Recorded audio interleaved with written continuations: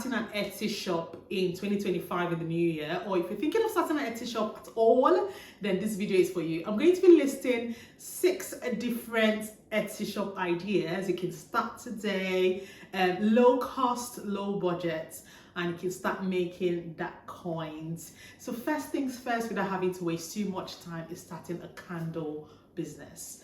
If you like go on Etsy and then just Google candle business, I would try to do something like that on the side, candle business, just to get an idea of what people are making, how much people are making. You would see that people are making quite a lot from candle businesses.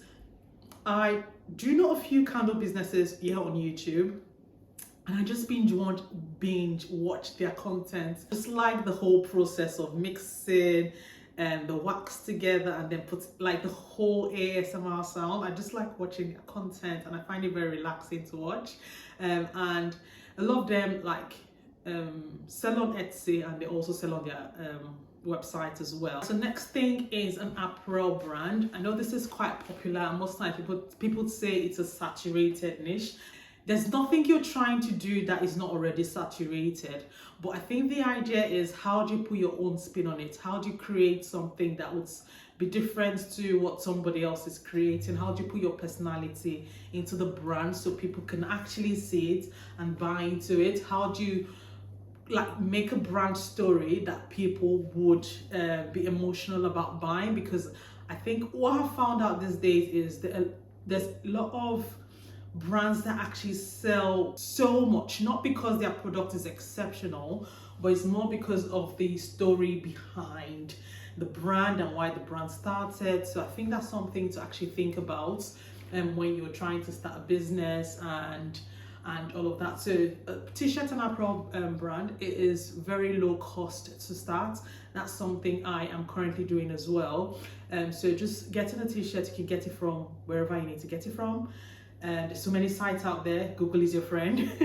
You can do two things. You can actually get the transfers, so transfers from either somewhere online, or you can actually make the transfers yourself with a Cricut machine or whatever machine you decide to use, or doing sublimation. Totally up to you, whichever path you decide to go with.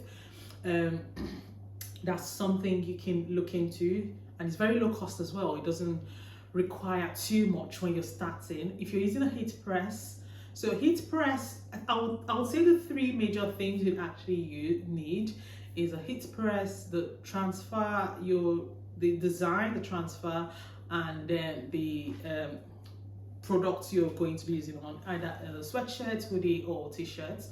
Those 3 are the main things you need when you're starting out, and it does not cost that much to start. Next thing is starting a sticker brand. Again, this is another low cost item to start on Etsy. And the advantage of doing all of this on Etsy is with Etsy, you usually just go on there, create a product. Obviously, for every product you're putting on there, you get you pay 20p for it, but that's all you get to pay, and you can bundle in as much product as you can when you start, and then you can expand the more your shop makes more money. So you can start a sticker business. So either create the sticker yourself, or you can go on Google, check sites where you can either put your design on, and then they can create the sticker and either send it to you, or they can ship it directly to your customer. Totally, whatever option you decide to go for, totally up to you. But that is, creating a sticker business and using Etsy to sell it is definitely a good way, or nice way to bring in that coins. Next is fragrances and diffusers. Again, another low cost business. You can either go with like glasses to put the diffusers inside, or you can go with a plastic option. Whichever one is better for you. I know everybody's trying to be sustainable these days, and more people would prefer to use glass than to use bottle.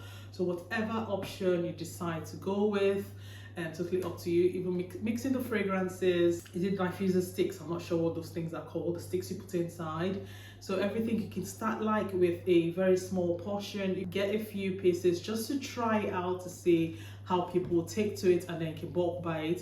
There's so many ways, so many places you can also get this on. You can either go on Google and check where you can buy all the equipment to use and to make it very low cost. You do not need to spend too much when you're starting out, and then you can put all your products on Etsy and try and sell it all that way. So the fifth option is a digital product. Now this is little to no startup cost involved. So with doing a digital product, depending on type of digital product you're trying to use, you can use Canva to create the designs you're trying to go for. I know a lot of people use Procreate as well. I'm not sure how that works, but that's definitely something I want to look into. You can use Canva, you can use the free version. That you don't even have to pay for the pro version to be able to get the ball rolling. And there's so many digital products you can do. I mean, when it comes to digital products, like the options and the ideas are endless. So for trying to sell on Etsy, you can create like pictures, digital products like pictures where people can actually go print it out themselves and stick it on the wall. You can also do like templates, so like wedding invitation templates, birthday invitation templates, things for kids to draw, like drawing book, all like digital. They would usually just print it out themselves. Like there's so many options you can go with when it comes to digital products. I can put it all on Etsy, and it can just, that's a nice passive income. The only thing you have to do is just get people to know that the brand exists, and then just market it that way. So that's the fifth option, selling digital products. And then the last but not the least is a clothing brand. So I've also got a clothing brand which I sell on Etsy, like I said earlier in this video. So just creating your brand, you can either make the clothes yourself, or you can outsource it from wherever you want to outsource it from. There's so many options. I know a lot of people would design their products in different countries, either like India or in China or Turkey or Italy.